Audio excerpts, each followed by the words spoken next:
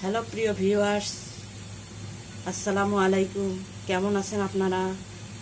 আজকে একটা মজার রেসিপি নিয়ে আপনাদের সামনে এসেছি। ঢেঁড়সগুলো কেটে নিয়েছি 2 টুকরো করে, আলু ছোট ছোট করে পাতলা করে কেটে নিয়েছি 2 টুকরা মাঝারি ধরনের আলু, মাঝারি ধরনের 2টা টমেটো কেটে নিয়েছি, ধনেপাতা কেটে নিয়েছি, পেঁয়াজ কেটে নিয়েছি। তারপর দিয়ে দিব 3 টেবিল চামচ তেল। তারপর দিয়ে দিব একটা ঢেঁড়স,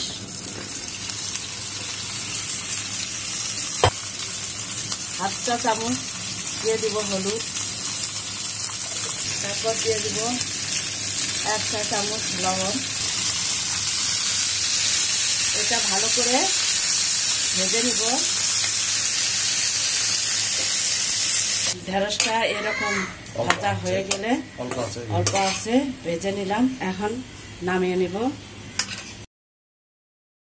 তারপর প্যানেলে একটু তেল দিয়ে দিব পেঁয়াজ কুচি।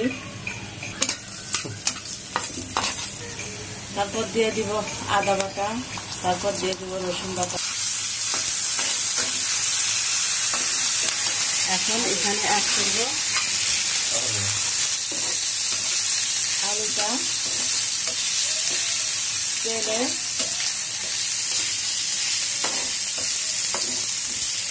হাফ চা চামচ হলুদের গুঁড়ো, হাফ টেবিল চামচ জিরের গুঁড়ো।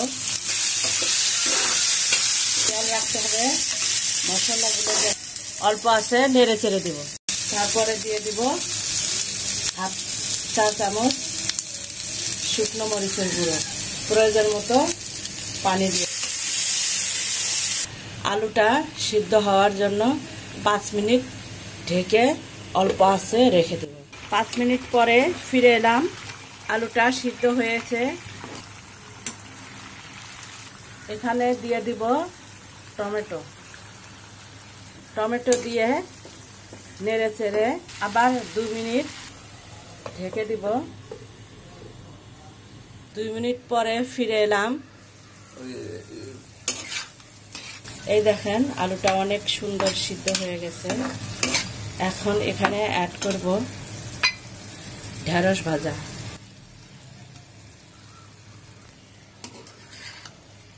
এটা ঝোল হবে না, ভাজাও হবে না, হালকা একটু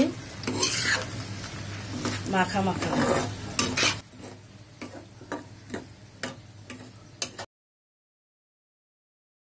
ঢেঁড়স আর আলু একসঙ্গে মাখামাখি হবে, এই জন্য আর একটু ঝোল দিয়ে দিব। এখন 2 মিনিটের জন্য ঢেকে দিব। 2 মিনিট পরে আবার ফিরে এলাম। এখন এখানে দিয়ে দিব ধনে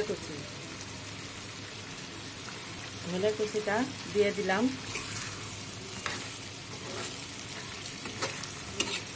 ঢেঁড়স ও আলু ভাজাতে বেশি মশলা দিতে হয় না, অল্প মশলা দিয়েই টেস্ট ভালো হয়। দেখুন এখন আমার আলু ও ঢেঁড়স রেসিপিটা কেমন সুন্দর হয়েছে। আমার ফ্যামিলির সবাইরে এই রেসিপিটা পছন্দ। আশা করি আপনাদেরও পছন্দ হয়ে যাবে সবজি রেসিপি। এখন আমরা এটা নামিয়ে পরিবেশন করব। প্রিয় আপু ও ভাইয়েরা, এই ছিল আজকে সবজি রেসিপি। আমার সবজি রেসিপিটা কেমন লাগলো, আমার রেসিপিটা কেমন লাগলো অবশ্যই কমেন্ট করে জানাবেন। আমার চ্যানেলের নতুন হয়ে থাকলে সাবস্ক্রাইব করবেন, পাশের বেল বাটনটা ক্লিক করে অল অপশনটি অন করে দিবেন। কথা হবে পরবর্তীতে অন্য কোনো নতুন রেসিপি নিয়ে।